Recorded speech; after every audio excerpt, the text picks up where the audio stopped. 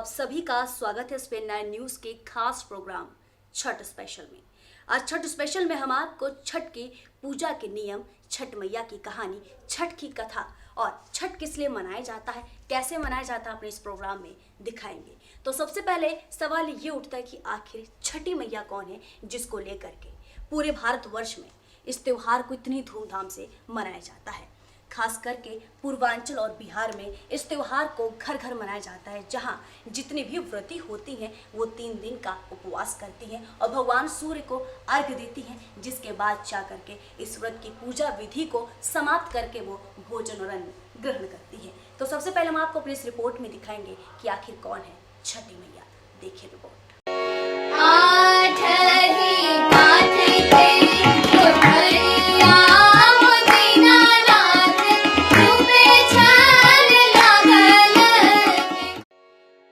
हमारे देश में अनगिनत त्योहार मनाने के साथ साथ अनगिनत व्रत भी किए जाते हैं।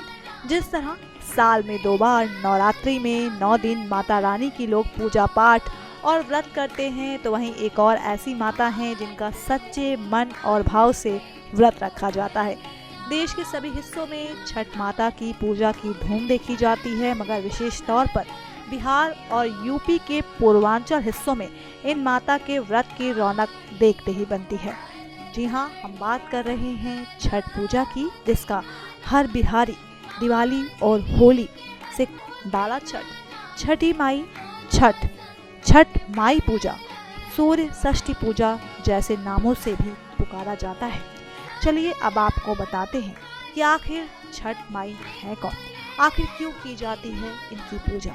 कहा जाता है छठ माता सूर्य देव की बहन है और छठ व्रत कथा की माने तो छठ देवी ईश्वर की पुत्री देवसेना बताई गई है।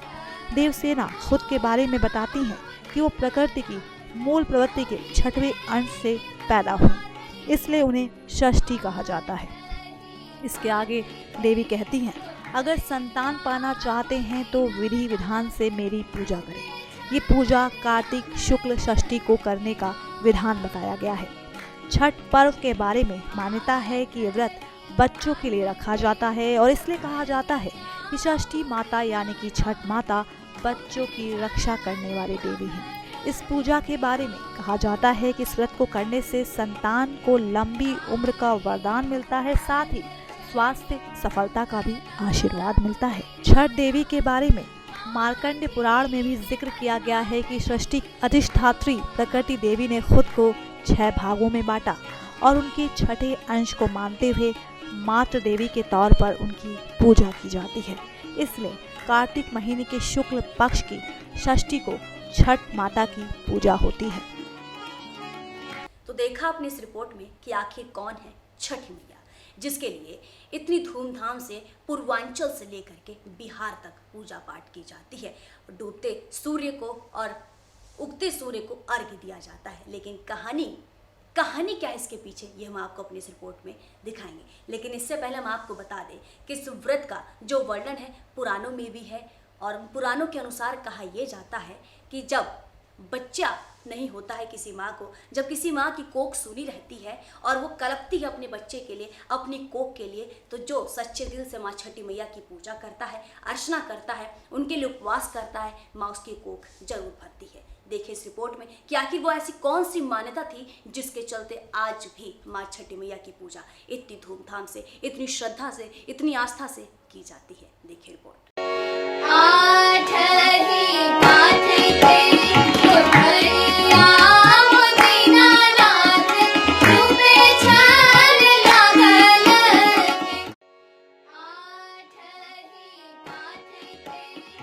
कथा के अनुसार प्रियव्रत नाम के एक राजा थे।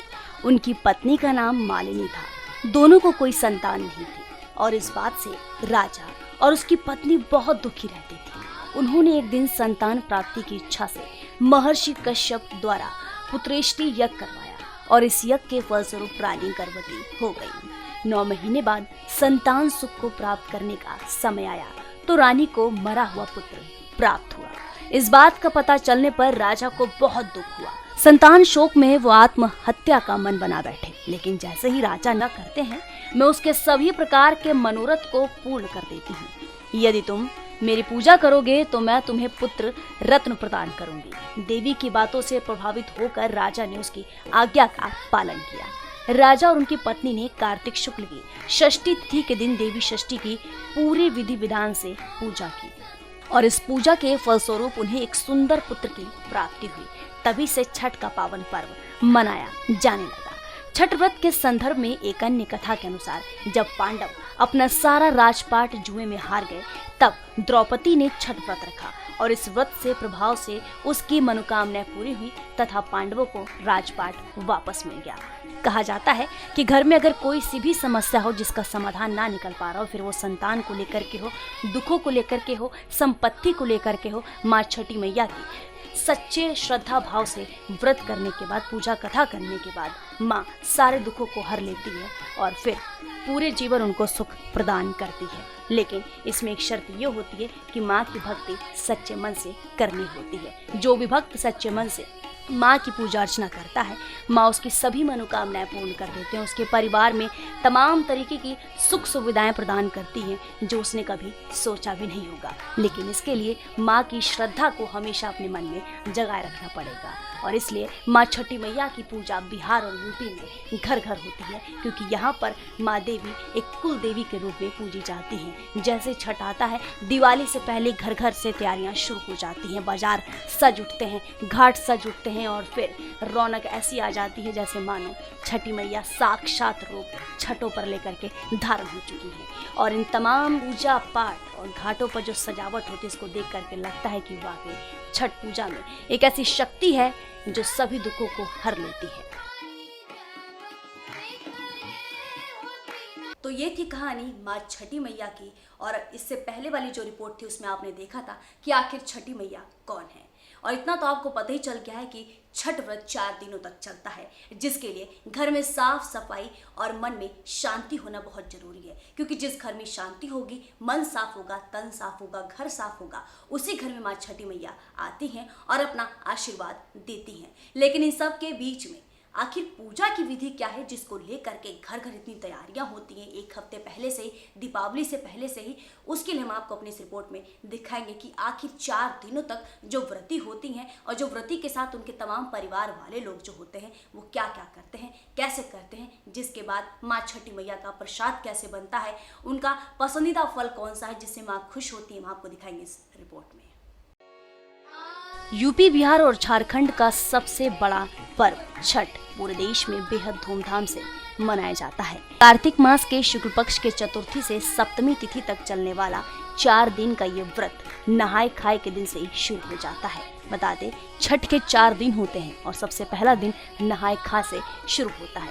तो चलिए आपको बताते कि आखिर नहाए खाए में क्या होता है।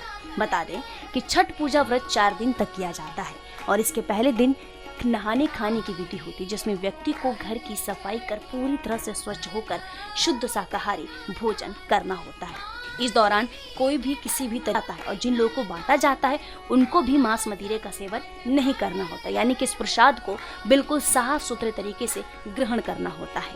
तीसरे दिन आता है शाम का अर्घ्य, जिस दिन छठ होती है।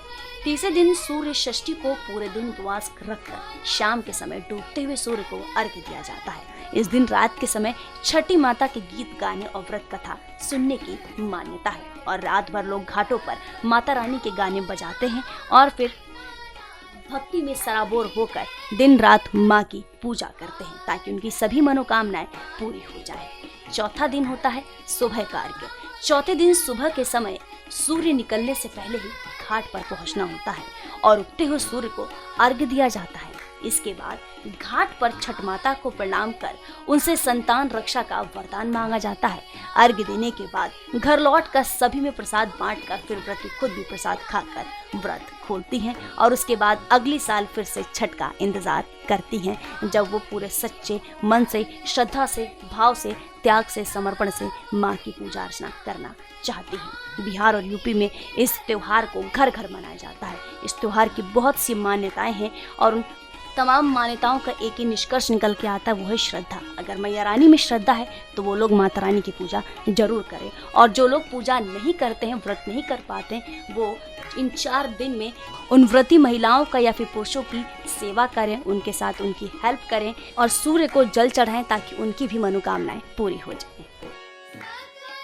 उगते सूर्य को जल देना हिंदू रीति रिवाजों के अनुसार कई त्योहारों में है, लेकिन डूबते सूर्य को अर्घ देना सिर्फ और सिर्फ छठ में ही होता है। लेकिन आखिर सबसे बड़ा सवाल यही उठता है कि कार्तिक के शुक्ल पक्ष की षष्ठी को डूबते सूर्य को अर्घ देने के पीछे की कहानी क्या है? आखिर किस वजह से डूबते सूर्य को अर्घ दिया जाता है? इसके पीछे ऐसी कौन सी कहानी है, ऐसी कौन सी परंपरा है जो सिर्फ और सिर्फ छठ वाले ही दिन डूबते सूर्य को अर्घ दिया जाता है, जब जितनी भी व्रती होती हैं वो डूबते सूर्य को पानी में खड़ी होकर के जल देती हैं। देखिए इस रिपोर्ट में कि आखिर इसके पीछे की कहानी क्या है। हमारे देश में नवरात्र की तरह छठ पूजा का भी अपना एक महत्व है। बिहार और इससे सटे पूर्वांचल में इस त्योहार की ज़्यादा मान्यता है और यहाँ से जुड़े लोग जहाँ भी रहते हैं वहाँ पर छठ पूजा बड़े ही धूमधाम से मनाते हैं। वैसे छठ पूजा का कार्यक्रम 4 दिनों तक चलता है। इसके पहले दिन को नहाए खाए कहते हैं, तो वहीं दूसरे दिन को खरना और तीसरे दिन पूजा का प्रसाद बनाया जाता है। तो वहीं इस पूजा में सबसे ज़्यादा महत्व सूर्य अर्घ का होता है।